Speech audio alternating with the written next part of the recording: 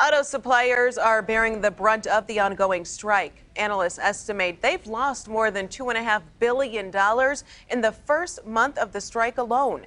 CBS Detroit's Andres Gutierrez is outside the Ford assembly plant in Wayne with some insight from industry leaders who say the government needs to step in to help out those suppliers.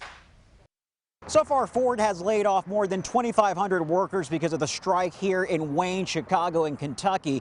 An industry expert says there is a multiplier effect, meaning for every worker on the picket line or laid off, there are 7 to 10 other jobs impacted in the community, including suppliers. Pretty serious situation right now. Going into the strike, auto suppliers were in a fragile state, recovering from supply chain issues from the pandemic and chip shortages. Now, a month in, suppliers are facing significant disruptions. There's not a lot of inventory in the system, so things move very efficiently. So if there's a work stoppage at an OEM assembly plant, and we have 36,000 people out at assembly plants now, it's going to directly impact the suppliers very quickly. According to MEMA, the Vehicle Supplier Association, layoffs have increased nearly 10% week over week, with 39% of its members having already laid off some employees. The first couple weeks of the strike, they were able to sort of manage by increasing inventory, doing maintenance around their manufacturing facilities, but now they can no longer do that.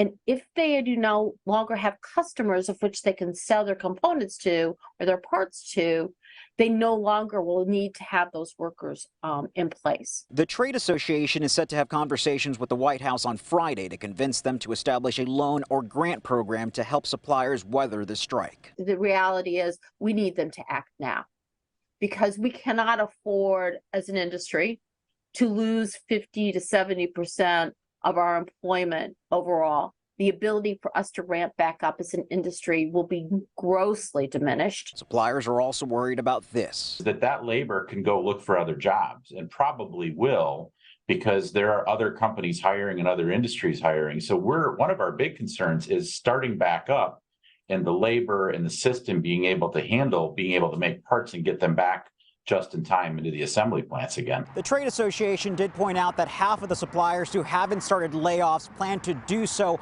on the last week of this month. In Wayne, Andres Gutierrez, CBS News, Detroit.